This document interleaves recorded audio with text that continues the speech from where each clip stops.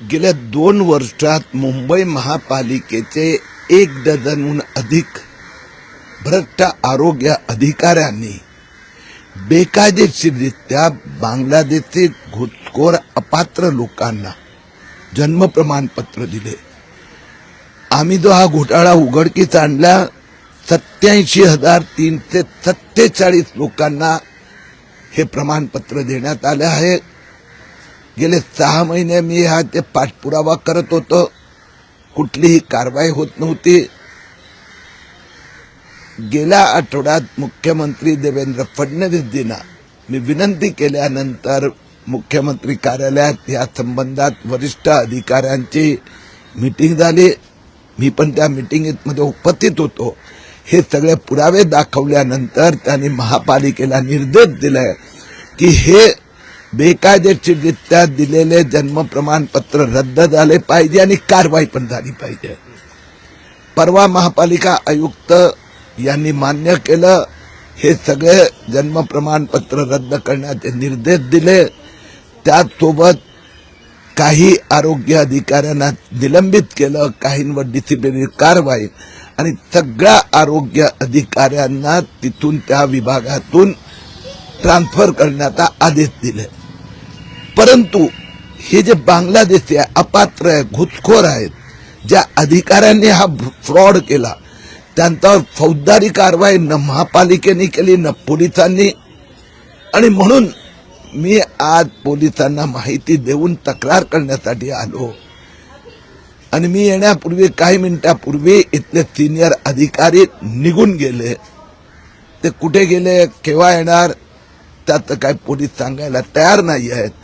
ते सिनियर अधिकारी येऊन ही तक्रार दाखल करावी लागणार, त्यावर FIR दाखल करावं लागणार, तोपर्यंत इथे मी त्यांची वाट पाहणार।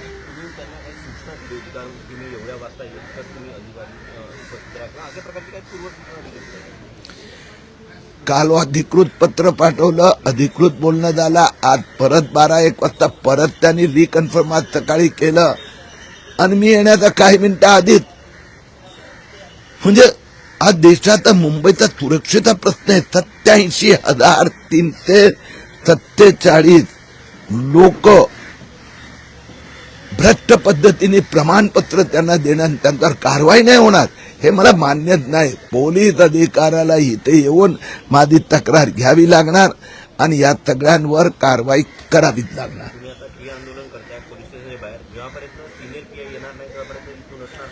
ह्याला आंदोलन नाही म्हणायचं, मी वाट पाहतोय। आता पोलीस इथले जे आहेत ते सांगण्याच्या स्थितीत नाही आहे की सिनियर अधिकारी केव्हा येणार। ते म्हणतात ते गेले, उद्या रजा आहे, म्हणून बरं परवापर्यंत वाट पाहतो। तर मला जोपर्यंत हे माझी तक्रार सिनियर पोलीस अधिकारी स्वीकारून कारवाई करण्याचं आश्वासन देत नाही, मी इथून हलणार नाही।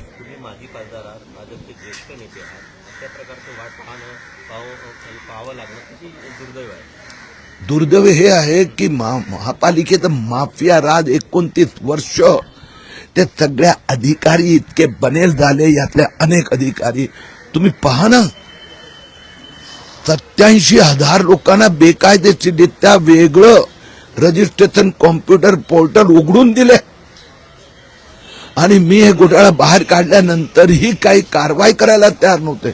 शेवटी मुख्यमंत्री देवेंद्र फडणवीस CMOची मदत घ्यावी लागली आणि म्हणूनच पोलीस पळून गेला, कारण त्यांना फौजदारी कारवाई करायची नाही। फौजदारी कारवाई तर करावीच लागणार।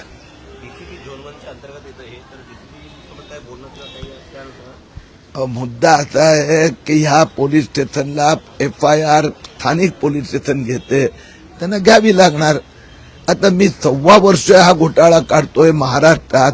42 शहरात 55 ठिकाणी FIR झाल्या, इथं वाट पाहावी लागणार। हे त्यांनाच विचारायला लागलं, कारण ही तर खरी गोष्ट आहे। त्यांनी वेळ दिली होती, त्यांनी मान्य केलं होतं। हे 12 अधिकाऱ्यांना वाचवायचं असेल, त्यांना त्या बांगलादेशीनं वाचवायचं असेल, पण मी पण हलणार नाही, तक्रार तर घ्यावीच लागणार।